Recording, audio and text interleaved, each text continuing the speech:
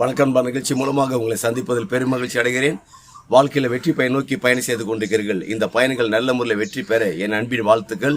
நீங்கள் நல்லா இருப்பீங்க. இப்பொழுது இருக்கிறதை பார்க்கலும் 1000 மடங்கு அதிகமாகும்படி நான் சொல்லுங்க. நம்மை படைத்த வானத்தை பூமியை படைத்த சர்வ வல்லமையுள்ள தேவனா கர்த்தர் அவர் சொல்லுகிறார், நாம் 1000 மடங்கு நல்லா இருப்பீங்கன்னு சொல்லிட்டு. எவ்வளோ பேர் நல்ல தேவன் பாருங்கள். அவ்வளோ பேர் ஒரு நல்ல தேவன் மேலே நம்பிக்கை விசுவாசம் நீங்கள் வைத்திருக்க நினச்சி நான் ரொம்ப சந்தோஷப்படுறேன்.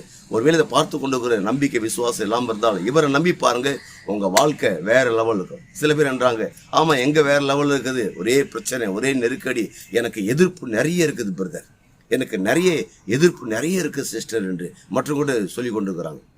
எதிர்ப்புகள் நிறைய, பிரச்சனைகள் நிறைய, எதிரிகள் நிறைய என்று சொல்லி நான் சொல்கிறேன். எதிரிகள் உங்கள் கூட தான் இருக்கிறாங்க. அப்படிங்களா? ஆமாங்க, உங்கள் கூட தான் இருக்கிறாங்க எதிரிகள். எந்த எதிரிகள்? 2 எதிரிகள் உங்கள் கூட வச்சுட்டு இருக்கிறீங்க. ரொம்ப வருஷமாக வச்சு நிற்கிறீங்க. இன்னைக்கு கூட வச்சிருக்கலாம், இப்போ கூட வச்சிருக்கலாம் உங்க கூட. அந்த 2 எதிரி யார் என்றால், ஒன்று உங்கள் வாழ்க்கையில் உங்களோடு டிராவல் பண்ணிக்கிற அந்த வியாதி என்ற எதிரி. 2வது எதிரி என்ன?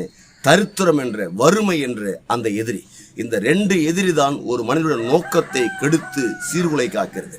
அப்போ வியாதி என்று அந்த எதிரி இருக்கிற வரைக்கும் நீங்கள் ஓட முடியாது. அடிக்கடி பலவீனங்கள் சோர்வுகளை கொடுத்து உங்களை நிற்க வச்சிருவான். 2வது தரித்திரம் என்ற அந்த வியாதி இருக்கிற வரைக்கும் மேலே வர முடியும். ஆனால் ஆண்டவராய் இயேசு கிறிஸ்து கல்வாரி சிலுவையில் இந்த 2 எதிரிகளையும் பந்தாடி விட்டார், ஜெயித்து விட்டார். அவ்வளோ பெரிய ஜெயித்து உங்க மேல வச்சிருக்கிறார். அதனால இந்த 2 எதிரே நீங்க ஜெயிச்சிடுங்க. ஒன்றும் கவலைப்படாதீங்க.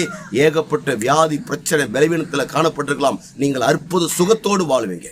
ஹாஸ்பிட்டலில் இருந்து கொண்டு இருக்கலாம். டாக்டர் சொல்லிட்டாங்க, மிகப்பெரிய ஒரு ஆப்ரேஷன், இயேசு நாமத்தினால எதுவுமே இல்லாமல் நீங்கள் வாழ முடியும்.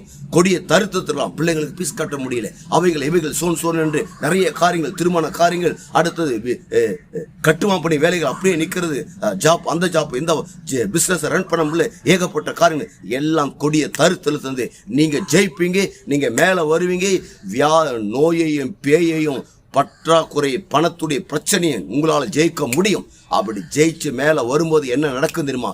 ஒட்டுமொத்த உலக நாடுகளுக்கு நாம் ஆண்டவர் இயேசு கிறிஸ்து உங்களை கடன் கொடுக்கும்படியாக வைக்கிறார். நீங்கள் வற்றாத நீரூற்றை போல இருப்பாய் என்று சொல்லி உங்களிருந்து விடைபெறுகிறேன். உங்கள் நண்பன் ரவி, பெரியபாளையம்.